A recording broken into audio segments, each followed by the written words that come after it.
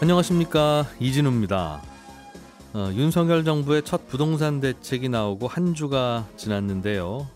전체적인 골자는 270만 호 공급 계획 아래에 민간 참여의 허들을 좀 낮춰서 재건축을 활성화하는 분위기를 좀 띄워보겠다는 내용들입니다. 다만 세부 내용들이 다음번에 발표하겠다는 식으로 미뤄져서 또 대책에 별 알맹이가 없다는 비판도 함께 나오고 있는데, 오늘 센터뷰 시간에는 요즘 부동산 시장 동향 이야기, 그리고 앞으로의 정책들 어떤 게 좀 시장에서 필요로 하는지 의견도 좀 함께 들어보겠습니다. 요즘 번아웃, 불안, 강박, 우울 이런 정신적인 문제를 겪는 분들이 주변에 꽤 많지요. 업무 능률과 기업 생산성에도 이게 영향을 많이 미치는 요인들이어서 요즘 직원들에게 심리 상담 서비스를 제공하는 기업들이 또 늘고 있답니다. 오늘 블루칩 신기주 시간에는 그 시장을 차지하고 있는 마인드 카페라고 하는 스타트업에 대해서 좀 살펴보겠습니다. 손에 잡히는 경제 플러스 광고 듣고 시작합니다. 네, 요즘 부동산 시장 이야기 미래에셋증권의 허혁재 부동산 수석위원과 이야기 좀 나눠보겠습니다. 의원님 어서 오십시오. 예, 반갑습니다. 허혁재입니다. 요즘은 뭐 부동산 시장 뉴스를 통해서 주로 간간히 듣는데 꽤 급매물이 나온다는 이야기도 많이 들리고요. 예. 다만 또 그보다는 그래도 거래가 너무 안 돼서 이게 뭐 가끔씩 거래되는 거라서 이걸 어떻게 판단해야 될지 모르겠다는 이야기도 들리고, 아무튼 지역에 따라서 좀 다른 분위기이기도 한데 요즘 시장 상황은 어떻게 좀 요약해 볼 수 있겠습니까? 파악하시기로. 예, 일단 급매물 같은 경우에는 다주택자 급매물이 많고요. 네. 그 급매물이 나오기 시작했던 거는 현 정부 들어서면서부터입니다. 현 정부 들어서면서 다주택자에 대한 양도세 중과 유예를 해줬거든요. 네. 그래서 5월 말까지 팔게 되면은 양도세도 중과를 면제할 수 있고. 내년 5월 말이요? 올해 5월 말에. 예. 그래서 올해 5월 말에 가격이 많이 떨어졌다는 얘기죠. 올해 5월 말 팔았으면은 양도세도 중과를 안 받고 종부세도 피해갈 수 있기 때문에. 올해 6월 기준 1일 기준으로 부과하는. 예, 맞습니다. 그래서 급매물이 많이 나왔었거든요. 근데 워낙에 잔금 기간이 짧다 보니까 정말 급하신 분들만 거래로 나왔고요. 그거를 사신 분들은 정말 시세 대비해서 15에서 20% 싸게 샀었습니다.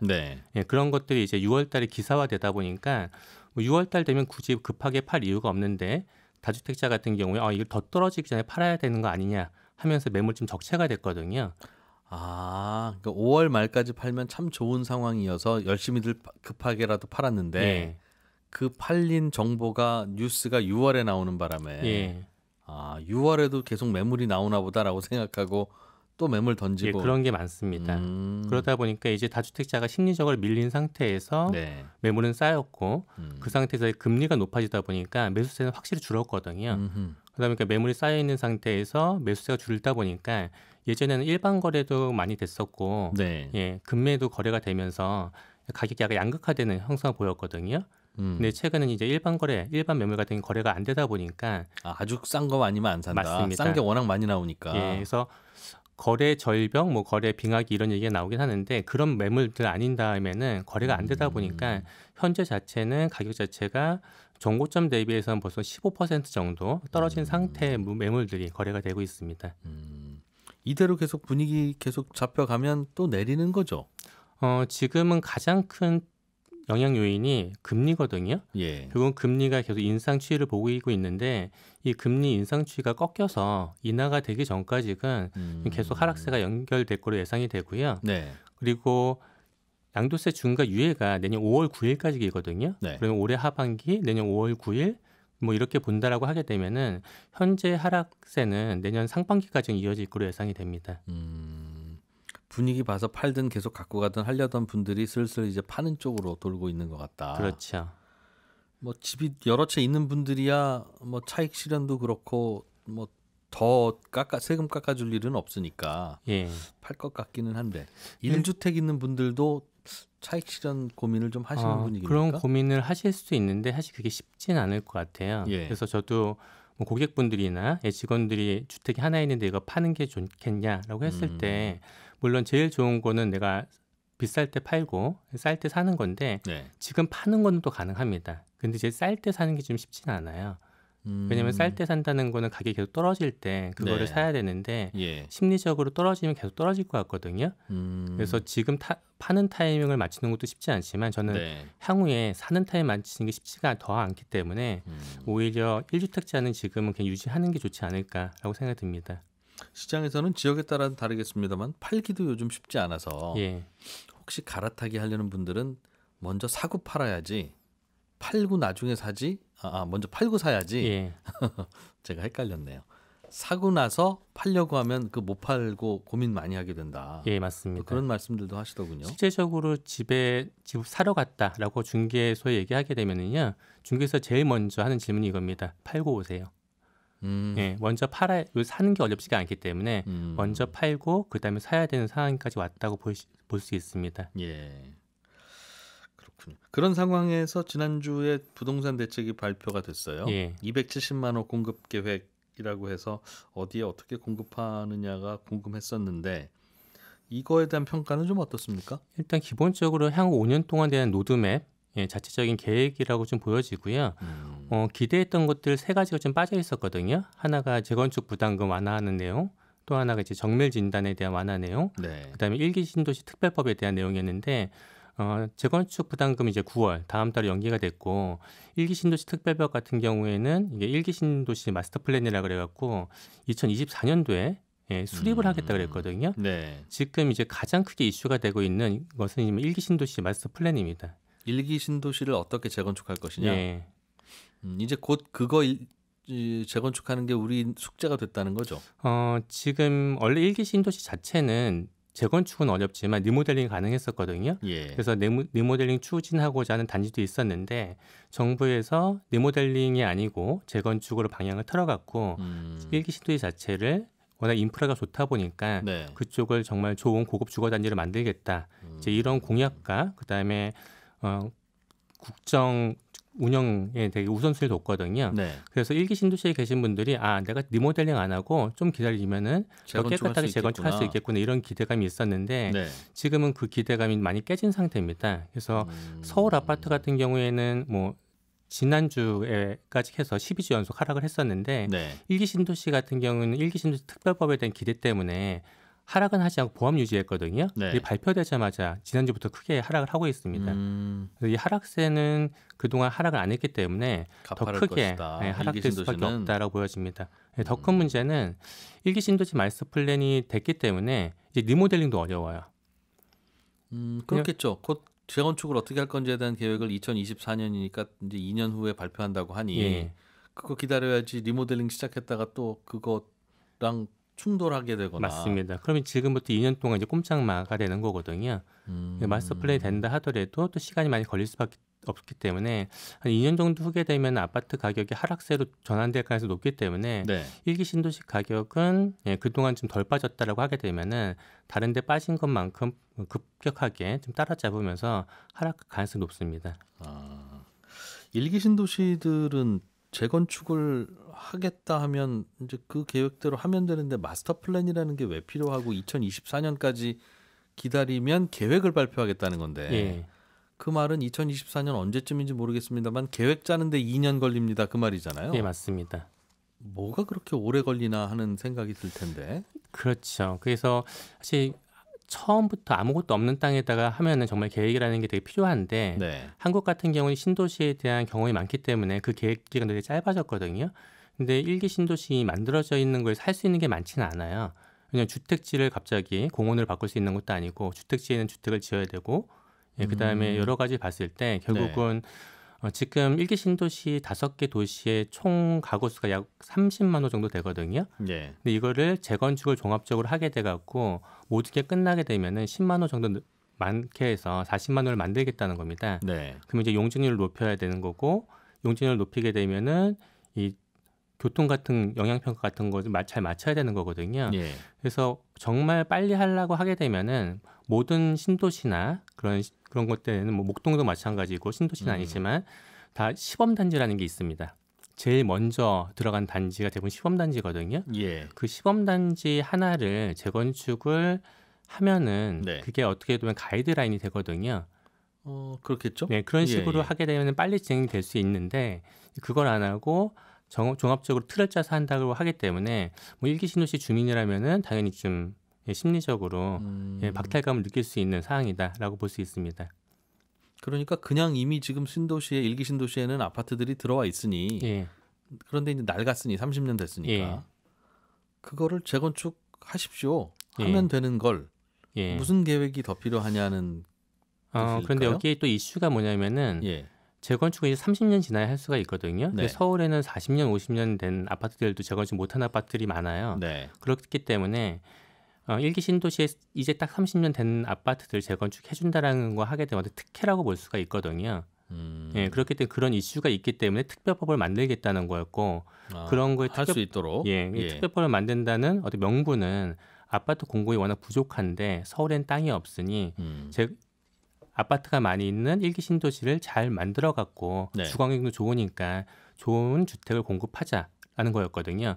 그런 취지를 잘 설명하고 일기 신도시에 대한 시범단지 하나 정도 만들었으면은 좀 더 빨리 진행될 수 있지 않았을까라는 생각이 듭니다. 조금 아쉽다. 2024년으로 이걸 미뤄둔 것은 그렇게 보시는군요. 거기 거주하시는 분 입장에서는 좀 아쉬운 거고요.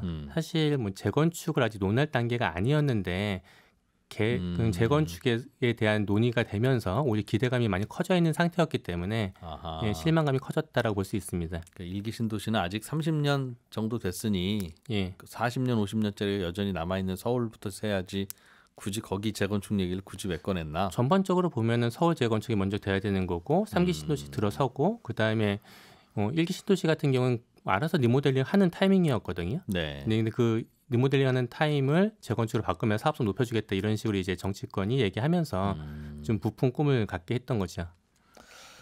그렇군요.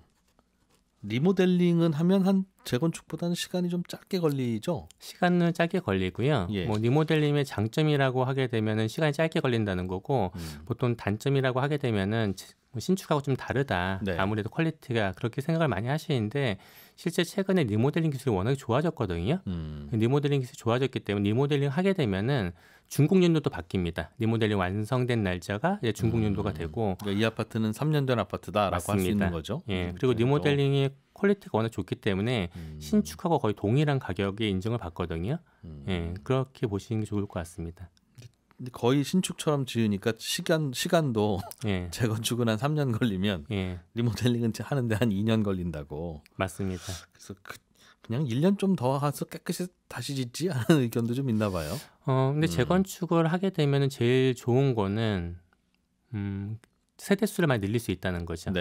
지금 더 높이 지을 수도 있고. 워낙 일기 신도시가 워낙 인프라가 좋고 서울 접근성이 좋다 보니까 이런 좋은 주거 단지에 그냥 뭐 1대1이나 약간의 주택을 공급하는 것보다는 많은 주택 공급하는 게 좋지 않겠냐라는 논리라고 볼 수 있습니다. 그런데 그게 좀 여러 가지 이유로 뒤로 미뤄지고 있는 게 시장에서는 좀 실망 매물이 늘어나는 배경이 되고 있다는 판단.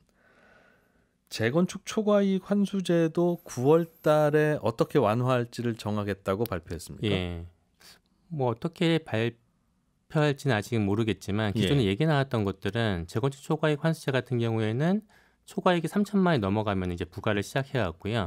1억 1천만 원 초과되면은 초과된 금액 50%를 환수하는 거거든요. 그러다 보니까 재건축 초과이익 환수제 때문에 재건축이 안 되는 경우가 많았습니다. 그래서 이거를 환수당하는 금액이 크니까. 그렇죠. 환수당하는 금액이 크다 보니까 조합원들이 동의를 안 해주는 거고 동의를 안 해주다 보니까 공급이 안 되고 공급이 안 되니까 가격이 올라가는 그런 악순환이 있었거든요. 그래서 이거를 이제 폐지하는 거는 좀 부담스러워하는 것 같고요.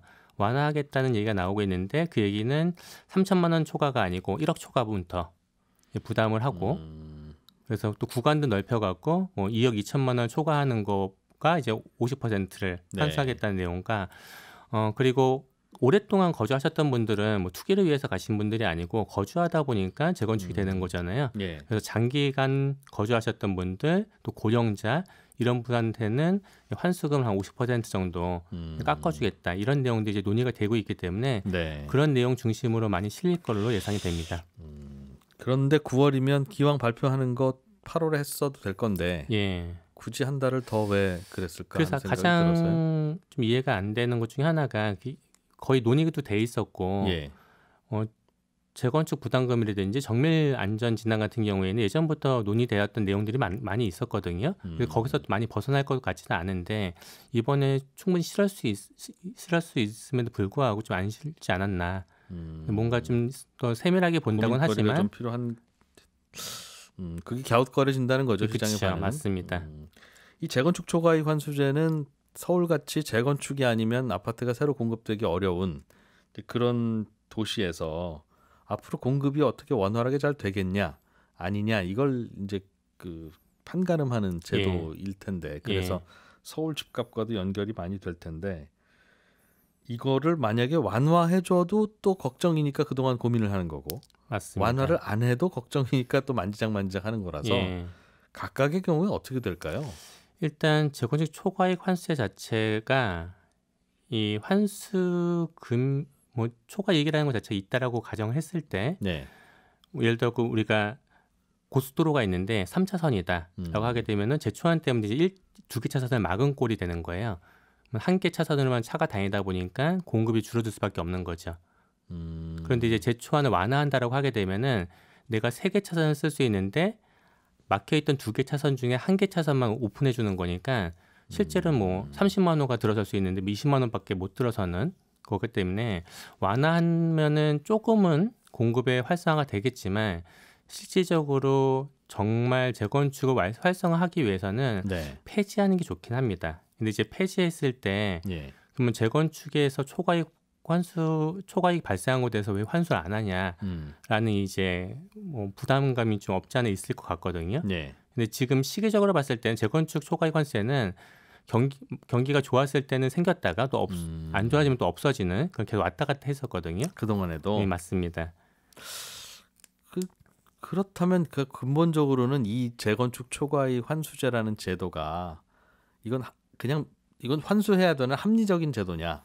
그렇죠. 아니면 그냥 그때그때 할 수도 있고 안 할 수도 있는데 부동산 가격 잡는 용도로 그때그때 써왔던 것이냐로 구분이 돼야 이거는 그냥 조세정의 차원에서라도 해야 돼라고 하면 부동산 경기에 어떻게 되든 하는 게 맞고 이건 좀 과해 하지 말아야 돼라고 하는 거라면 역시 그거는 없어지겠구나 하는 그런 예상을 할 수 있는 거라서 이거의 본질이 뭐냐를 판단을 좀 해야 될 것 같은데요. 그렇죠. 근데 본질 자체를 얘기할 때 일단 재건축 초과이익 환수제는 입주 시점이 있고요. 그다음에 추진위원회 시점이 있거든요. 이때 기간이 오른 것 중에서 예를 들어 10억 했던 게 30억이 됐다. 이 기간에 일반 아파트도 올랐을 거 아니에요. 일반 아파트가 예를 들어 10억에서 20억이 됐다라고 하게 되면은 나는 10억이 더 오른 거거든요. 재건축 아파트만 좀 더 많이 오른 폭. 그렇죠. 근데 재건축 아파트는 건축비가 들어가니까 건축비가 5억이다라고 하게 되면 나는 5억이 더 들어간 거기 때문에 이 5억은 초과이익이다라고 이제 얘기를 해서 환수하는 건데 여기에 좀 포함이 안 돼 있는 게 뭐냐면은 우리가 집에서 거주한다라고 했을 때 집이라는 거는 사람들마다 생각하는 게 다르겠지만 보통 주거의 안정성, 그다음에 주거의 쾌적성 이 두 가지를 생각하거든요. 근데 재건축 아파트는 일반적으로 주거의 쾌적성이 떨어집니다. 현저하게 떨어진 이 주거의 쾌적성에 대한 그 불편함에 대해서는 금전적으로 치환되지 않았거든요. 그래서 저걸 정말 100% 초과이익이라고 할 수 있냐라는 이제 이슈가 있을 수 있는 거고요. 그러니까 불편한 아파트니까 싸게 거래됐던 게 불편하게 산 대가로 좀 더 새 아파트 되는 과정에서 많이 오른 거는 불편하게 산 분들한테 그 혜택을 줘야지 그조차 초과이익이라고 하면 어떡하느냐는 의미입니까? 그런 것도 충분히 생각을 해봐야 되는 거고요. 더 큰 이유는 더 큰 이제 이슈가 되는 것들은 미식 이익에 대해서 이제 환수를 한다는 거거든요. 양도소득세 같은 경우는 양도 차익이 발생했으니까 나중에 팔고 내는 거면 몰라도 나는 이게 이익이 실현된 것도 아닌데 입주 시점에 걷는 건 이상하다. 이거는 왜 돈을 걷냐라는 게 가장 큰 이제 문제인 거고 혼자 사시는 분들 같은 경우에 고령이다 하게 되면은 사실 뭐 3억 4억 내라고 했을 때 못 내시거든요. 그런 분들이 많으면 이제 재건축이 점점 되게 힘든 거죠. 전반적으로는 없애는 쪽으로 가는 게 시장 활성화에는 도움이 되는 것 같은데 정부가 정치적인 부담 등으로 저울질하고 있는 것 같다는 해석이네요. 없애는 거 자체가 시기가 중요하거든요. 만약에 지금 아파트 가격이 올라가고 있다 아니면 상승된 상태에서 유지하고 있는데 이걸 없애게 되면 정말 큰일 납니다. 엄청나게 투자하겠다는 분들도 모이게 되고 그럼 가격이 더 올라가기 때문에 큰 문제가 생길 수밖에 없는데 네. 지금은 워낙에 금리라는 큰 트렌드가 있는 상태이기 때문에 현재가 뭐 완화하거나 폐지하기엔 되게 좋은 시점이기 때문에 아파트가 좀 내리고 있으니 이것 때문에 때. 가격이 뭐 크게 자극을 받아갖고 전체 시장이 움직이지는 않을 걸로 예상이 됩니다. 그렇군요. 그럼 앞으로도 계속 더 내릴까요? 아니면 내리면 언제까지 내릴까요? 아니면 반등을 한다면 또 어떤 이유로 반등할까요? 이런 게 궁금한데. 일단은 금리가 가장 크기 때문에 금리가 인상되는 상태까지는 계속 상승할 걸로 예상이 되고요. 거기다가 내년에 5월 9일 전까지 팔게 되면은 양도세 중과를 피할 수 있기 때문에 내년 상반기까지는 가격이 좀 떨어질 걸로 예상이 됩니다.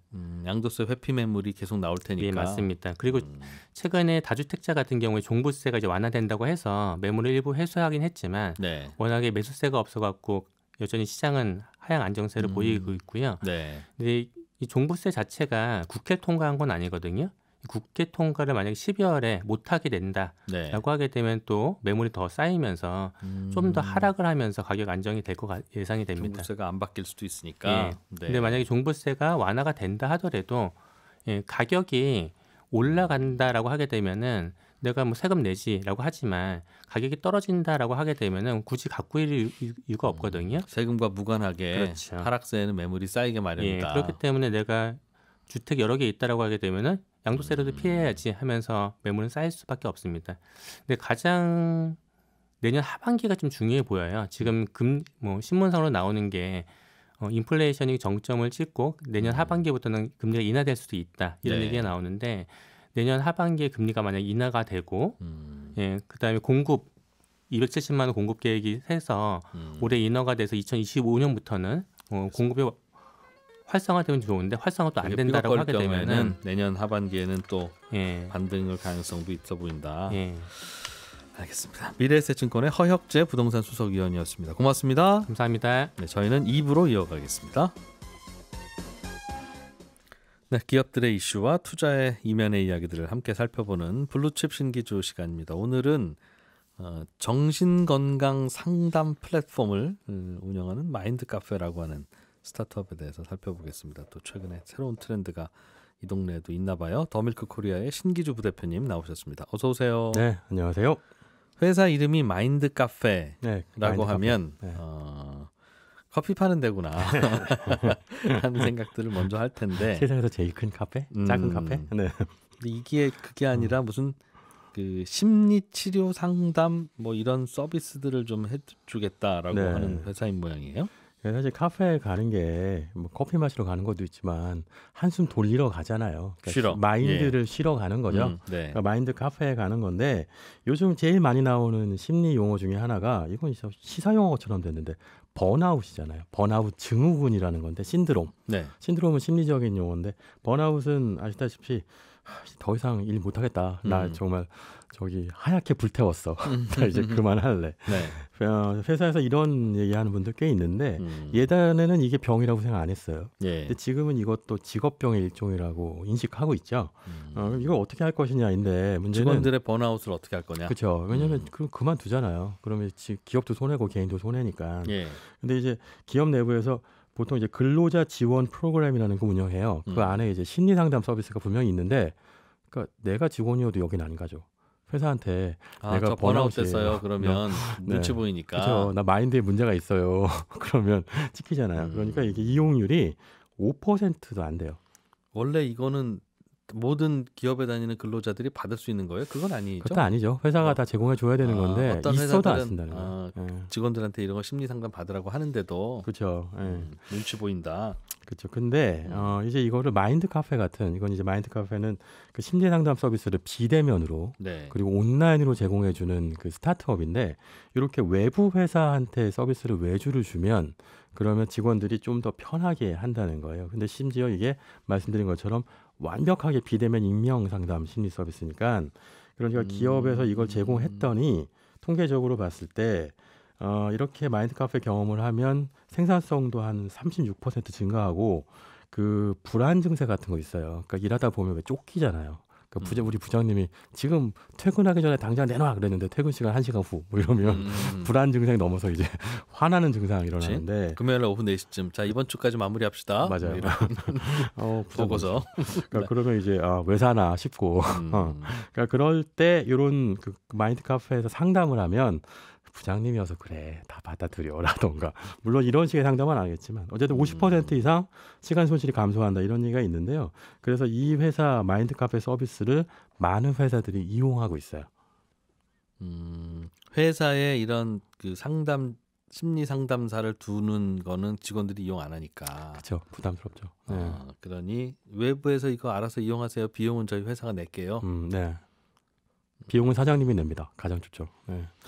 그런데 그거 비용 영수증 내면 이 친구 번아웃인가? 내지는 뭐 심리에 문제가 있나? 당연히 그럴 것 같은데. 사실 그렇게까지는 안 가는데 어쨌든 지금 이 회사 마인드 카페 서비스 이용하는 회사가 유명한 회사들이 많이 있어요. 네오위즈, 녹십자, 뭐 샌드박스, 신한금융투자, 한화생명, 신한생명 뭐 이런 회사들이 꽤 많이 이용하거든요. 네. 그러니까 그거는 바꿔 얘기하면 이 회사들도 뭔가 돈 쓴 만큼 직원들한테 이제 반응도가 나오니까 만족도가 높다는 걸 뜻하겠죠. 네. 그렇군요. 이런 거를 그럼 여기서는 그 심리 치료 전문가를 고용해서 비대면으로 맞아요. 뭐 화상 통화 내지는 채팅도 하기도 하고 그런 식으로 완벽하게 비대면의 익명이라는 게 중요하고요. 그러니까 원래 마인드 카페가 그 일반 제너럴하게 일반 소비자들한테 제공하는 서비스가 있어요. 네. 이게 뭐냐면 이것도 역시 익명이고 비대면인데 그 고민 사연 또는 응원 사연, 자유 사연 같은 걸 올리면 익명으로 여기서 이제 그 카페니까 그 안에 있는 사람들끼리 응원 메시지 주기도 하는데 그 안에 한 전문가들 한 250명 정도의 심리 상담사가 있고 요 분들한테 심리 상담을 신청하면 그러면 이제 전화나 또는 채팅으로 상담을 하게 되는 거죠.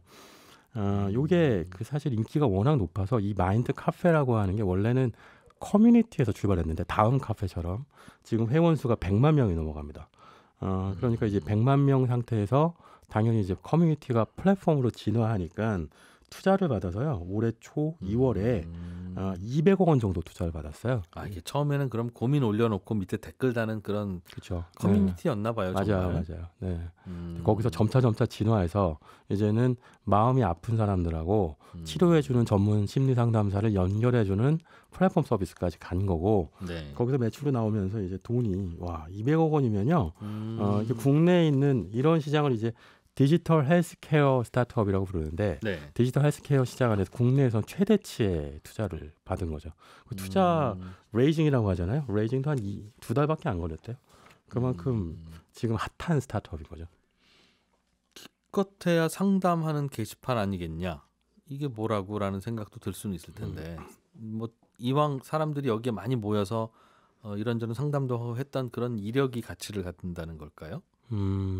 일단 이 시장 자체의 수요가 크다는 게 포인트인 것 같아요. 그리고 나서 이제 말씀드리겠지만 일단 두 번째 그 국내에서도 시장이 커지고 있고 또 글로벌한 트렌드이기도 해요. 그러니까 글로벌하게는 이제 이런 비슷하게 회사들한테 서비스를 제공해주는 회사들이 있는데 이게 다 유니콘이에요. 예를 들면 라이라 헬스라는 회사가 있는데 이게 디지털 헬스케어 스타트업인데 이 회사는 그 왜 유명한 회계법인이죠. 어니스트 영 뭐 같은 회사들 이런 회사들에다가 이제 서비스를 제공하는데 기업 가치가 58억 달러가 넘어가고요. 또 다른 회사는 스프링 헬스라는 회사인데 이런 회사는 한 150여 개 글로벌 기업한테 프로그램을 제공합니다. 그러니까 이게 무슨 얘기냐면 디지털 헬스케어 사실 왜 보면 약을 먹어야 하는 거는 디지털이 좀 안 되잖아요. 진짜 약을 삼켜야 되니까. 그렇죠. 근데 이런 심리 상담의 경우에는 이른바 이제 헬스케어 영역에서 굉장히 다른 시장 영역을 확보하기 시작했고 그 시장으로 들어가는 회사들을 찾고 있는데 한국에서는 마인드 카페가 제일 앞서 있는 거죠. 2015년에 출발했으니까 커뮤니티로 지금 뭐 굉장히 자리를 잡고 있는 상태라고 할 수 있습니다. 무슨 진입 장벽이 있어서 여기만 할 수 있는 서비스는 아닌데 수요를 잘 간파하고 서비스를 집중적으로 제공을 하면서 굳이 왜 다른 데 가겠냐 여기서 하면 되지 그렇죠. 라는 생각으로 고객들을 모으고 있는 게 네. 그게 크게 작용하는 것 같다 그런 말씀이네요. 플랫폼이라는 게 말씀하신 것처럼 예. 갈아타긴 쉽잖아요. 그런데 1등을 딱 먹으면 사람들 머릿속에 딱 각인이 돼서 굳이 안 갈아타는 거죠. 그렇죠. 딴 데도 뭐 똑같지 뭐. 편리하니까 이쪽이. 그리고 해서. 계속 끊임없이 규모의 경제로 가격을 낮춰주니까 그러면 이제 할만하다 뭐 이렇게 되는 거죠. 네. 이게 의료 서비스라서 뭐 좀 고민해야 될 부분은 없습니까? 그냥 거기에 의사 선생님들이 같이 있기만 하면 이런 식으로 비대면이 될까요? 뭐 그건 잘 모르겠는데요. 그러니까 현 상태에서는 이제 전문 심리 상담사가 있으니까 괜찮은데 이제 요 디지털 헬스케어 시장이라는 게 앞으로 전개 방향이 굉장히 흥미로워요. 네. 그 최근에 이제 파이낸셜 타임스하고 그 아크 인베스트먼트 있잖아요. 네. 캐시우드. 여기서 이제 미래 시장으로 놓고 테크놀로지 시장 트렌드로 얘기하는 게 디지털 멘탈 헬스케어거든요. 네. 그러니까 이른바 이런 걸 이제 리커버리 테크라고 불러요. 그러니까 현대인은 회사 가면 다치고 오니까 해방되고 싶잖아요. 나의 해방일지.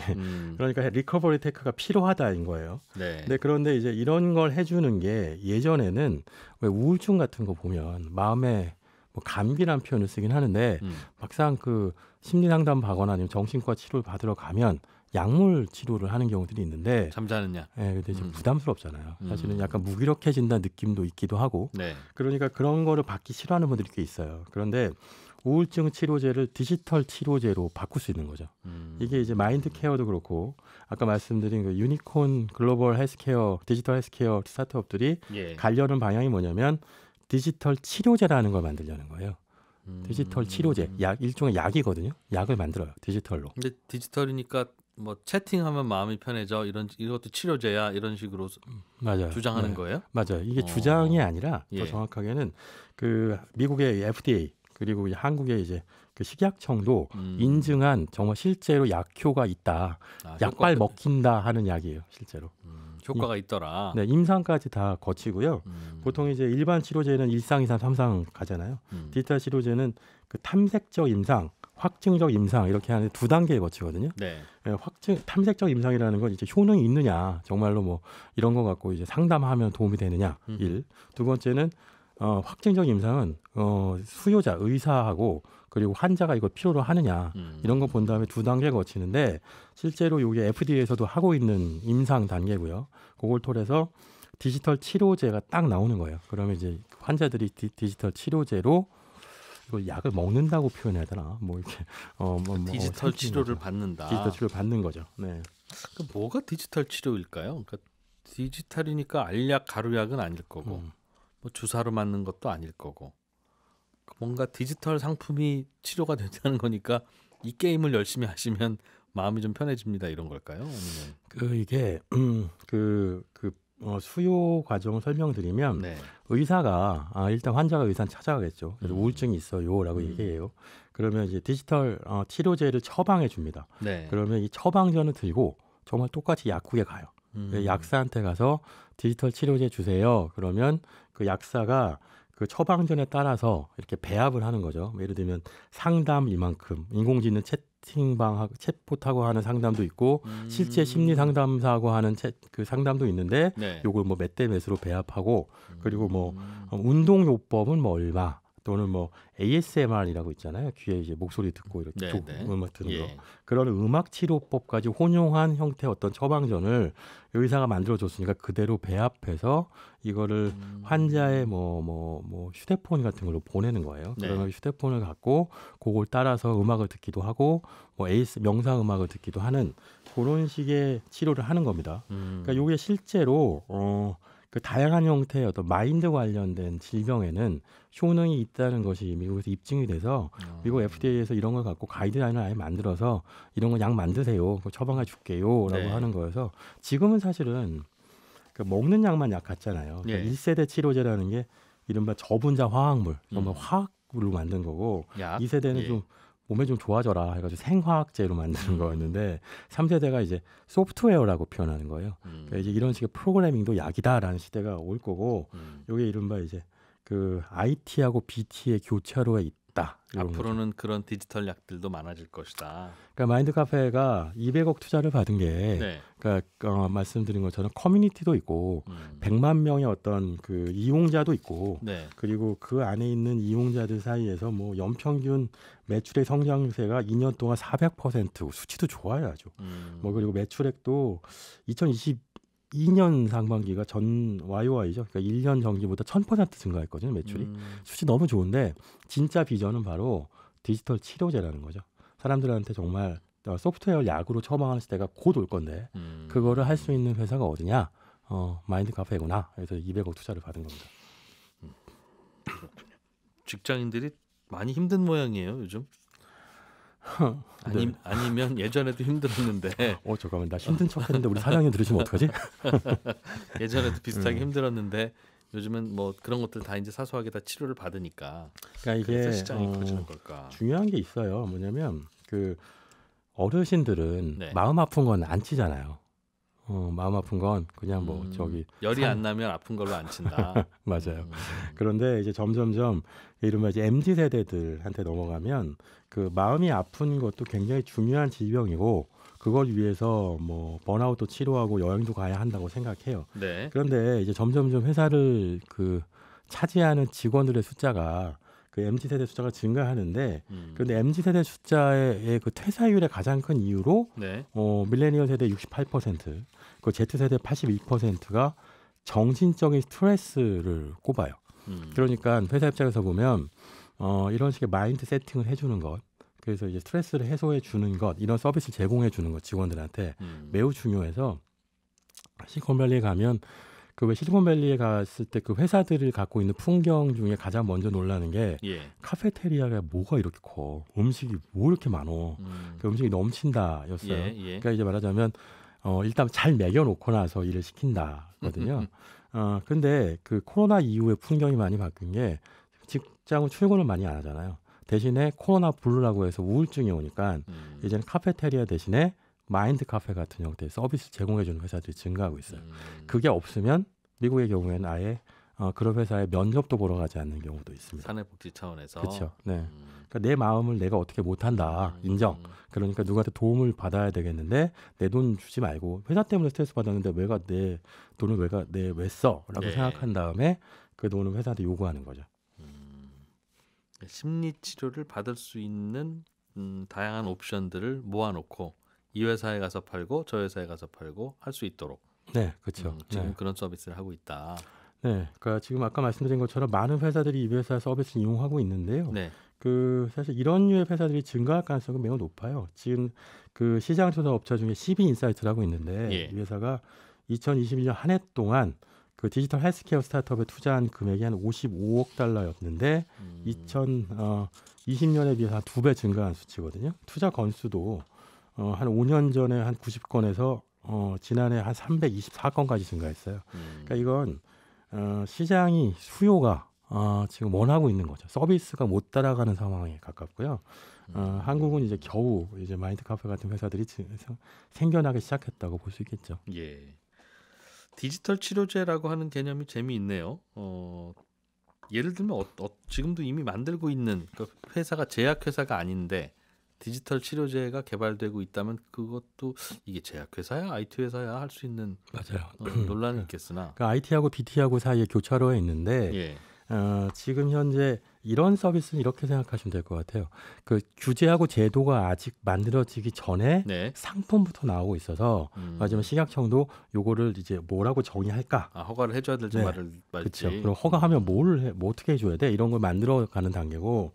그런데 제품은 나오고 있습니다. 예를 들면 대표적으로 그 알츠하이머 치료제가 있어요. 그 로완이라는 회사가 있는데 이 회사에서 슈퍼 브레인이라고 하는 그 디지털 치료제를 개발했는데 이걸 활용하면 이른바 이제 그 치매라고 하는 알츠하이머를 디지털적으로 치료할 수 있다라는 걸 보여주는데 이게 지금 한 2년 정도 임상 실험 단계예요.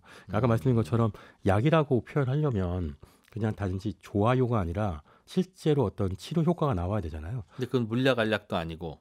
디지털 치료제면 무슨 뭐 십자말 풀이를 매일 아침에 해라 뭐 이런 건가요? 그렇죠. 말하자면 그런 거죠. 그러니까 말하자면 뇌를 써서 어떻게든 뇌가 활성화되어서 알츠하이머의 진행을 막는다. 그런 프로그램. 그렇죠. 네. 그런 걸 어떻게 할 것이냐를 갖고 얘기하는 게 로안이라는 회사도 있고요. C랩이라고 하는 삼성전자 사내벤처 프로그램이 있었는데 여기서는 불면증에 대한 디지털 치료제가 있어요. 자기 전에 이런 음악을 좀 들으세요 하면서 음악 흘러나오겠네요. 근데 이거는 이제 민간 처방이고 자기 전에 책을 읽어라. 그러면 무조건 졸리다. 그런데 여기서는 정말로 습관적 불면증, 정말 새벽까지 못 자시는 분들을 위한 치료제를 개발했는데 이게 IMM 인베스트먼트에서 50억 원 정도 투자를 받아갖고 지금 임상시험 승인을 받은 상태입니다. 약들도 많이 만들어질 것이다. 알겠습니다. 근데 그런 약을 만들어 파는 회사들은 돈을 벌 것 같은데 그렇게 환자들이 모여 있는 커뮤니티 오늘 소개해 주신 이런 회사들도 그럼 그런 상황에서 도움이 될까? 그러니까 일단 100만 명 정도 커뮤니티가 있는데 말씀드린 것처럼 마인드 카페의 비전이 그 환자 아픈 분들하고 아까 말씀드린 것처럼 아픈 사람들이 거의 상담을 안 받으니까 그런 분들하고 심리 상담사 연결해 주는 플랫폼. 두 번째는 이런 이제 IT하고 IBT라고 표현해야 될까요? 이런 식의 비즈니스에서 한국의 선도적인 스타트업 회사가 되겠다.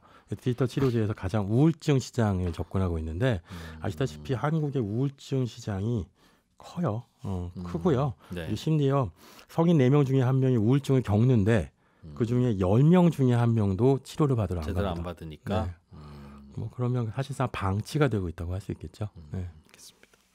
개인이 해야 될 치료지만 일단 기업들이 먼저 회사에서 직원들 케어하는 방식으로 사장님 저 마음 좀 다스려 주세요. 이런 거.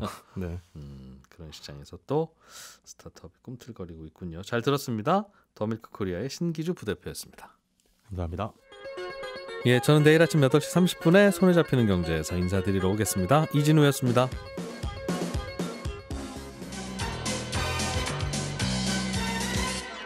더 깊고 더 재미있는 경제 이야기 이진우의 손에 잡히는 경제 플러스